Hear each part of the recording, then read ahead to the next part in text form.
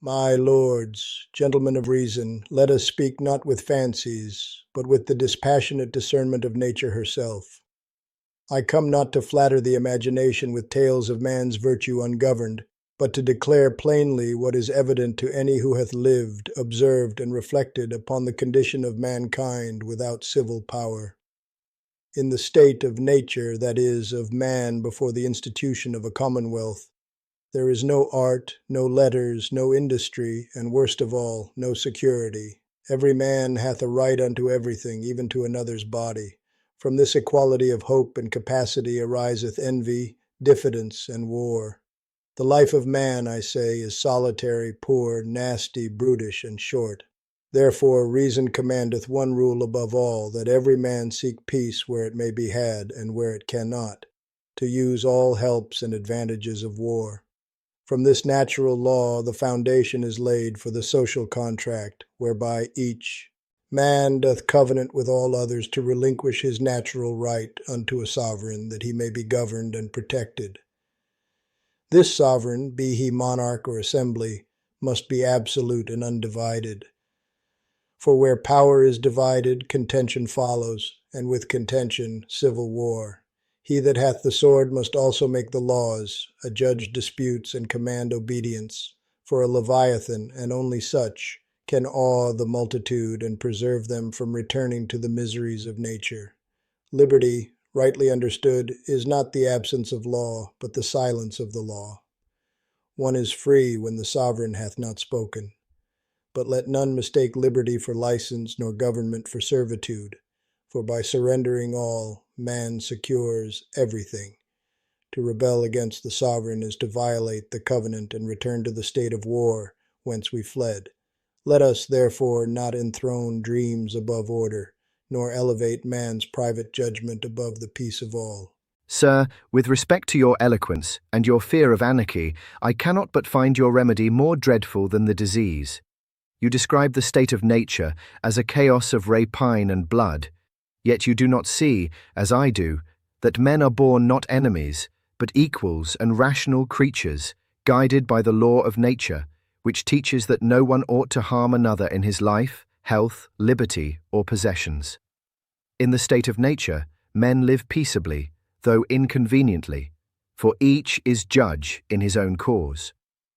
Therefore, to better secure their natural rights, life, liberty, and estate, they consent to form a government. But let it be clear, they do not give away their rights, they entrust them, conditionally, to civil power. The magistrate is a trustee, not a master. The true end of government is not dominion, but preservation. Laws are not chains, but fences.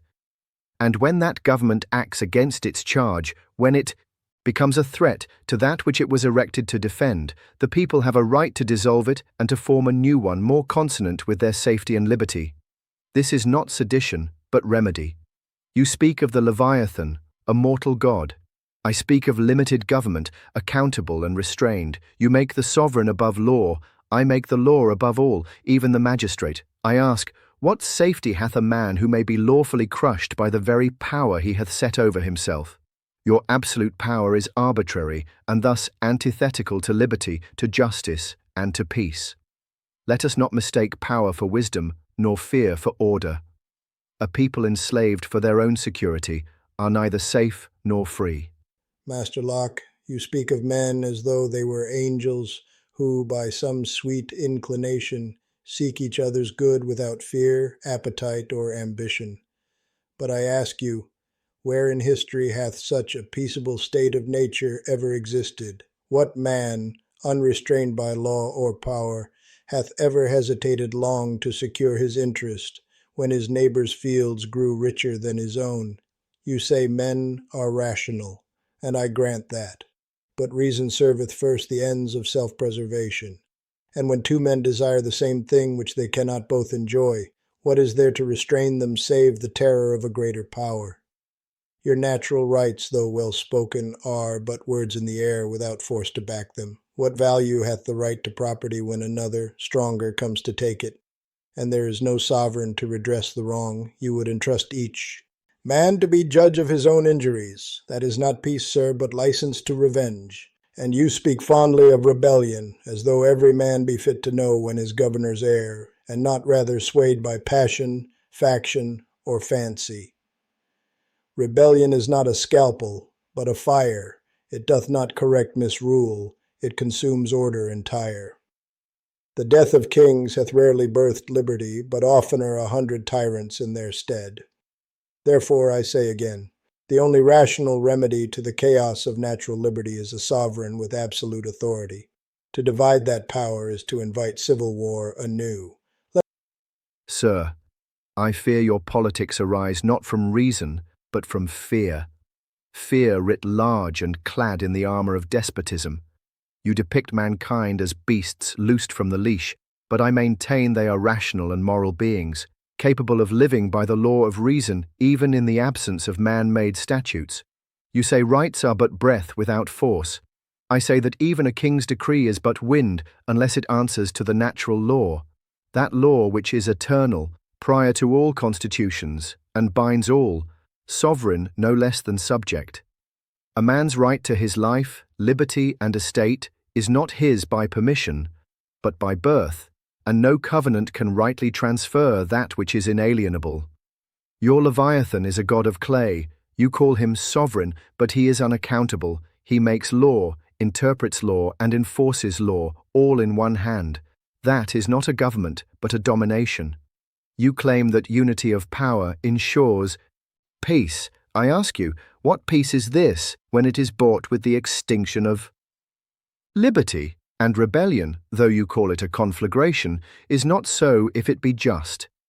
I do not say a people may rise against their prince for trifles or grievances, but when the trust is broken, when the magistrate turns his sword upon the very people it was meant to defend, then it is not rebellion, but resistance to tyranny. And I say, better the hazards of liberty than the certainty of bondage. You would have men secure, aye, but as cattle in a pen. I would have them free and governed by consent, for only then is government legitimate, and only then can its laws possess moral force. Let us cease ornament and speak plainly, sir. You build your polity on sand, that men are good, or that they shall restrain themselves for love of a law unwritten. You place power in the hands of the people, as though they shall not misuse it, though kings, with all their counsel, often do. You would have government be a delicate clock of balances, but I tell you, it shall break at the first gale of faction or fear. Man, in his nature, seeketh dominion. He is vain, competitive, and fearful. It is not chains that corrupt him, but liberty without measure. Hence, I say again, peace is the goal, and only the Leviathan can hold the sword that keeps it. Liberty you may have, but only within the silence of law. Beyond that lies only civil war, brother's hand against brother, and no appeal but the edge of the blade. I would rather live beneath a ruler whose hand be heavy than perish beneath the anarchy of 1,000 petty tyrants. And I say, sir, your Leviathan is no protector, but a beast that devoureth the flock it was meant to guard. You look upon mankind and see only wolves. I see men capable of reason, of contract, of mutual aid. You speak of order, but at what cost? A subject stripped of his right to question, resist, or judge. What is he but a slave with ceremonial language? I do not deny that men may be vain or violent, but neither do I deny their capacity for virtue. That capacity is nurtured by liberty, not extinguished by it. You would have men fear their ruler more than they fear injustice. I say, let rulers fear their people, for it is to the people that sovereignty rightly belongs. You call rebellion the greatest danger, I call unchecked power the greater. A state may be shaken by rebellion, but it is poisoned by tyranny. The cure for misrule is not submission, but accountability. You would arm every man with judgment and grievance. That is no commonwealth. It is a mob with torches. And you would silence every voice but one. That is no peace. It is submission in chains. Master Locke, though I find your doctrines perilous, I cannot say you are unlearned in the affairs of men. You argue your cause with precision, and your philosophy, however idealist, is well constructed, if men were angels, as the poets say. But I have lived through a war, sir. I have seen the scaffold, the mobs, the kingdom unmade. I shall take order, though ironclad, over the siren song of liberty left unbound. Then, And I, Master Hobbes, do not count you a fool, though I count you mistaken. Yours is a system formed from deep observation of man's darker nature, and I will not deny that your Leviathan might keep peace if peace alone be the end. But I say that peace without freedom is a stillness that resembles death. Yet I grant you this, your argument is coherent, grave, and not made in jest. I would rather debate one such as you, with whom I share no agreement, than a flatterer with whom I share none but words. let us agree, if on nothing else, that philosophy is not for the faint-hearted, nor for those who chase comfort over truth. Agreed. And let each of us pray, each in his own manner, that posterity shall prove the other wrong.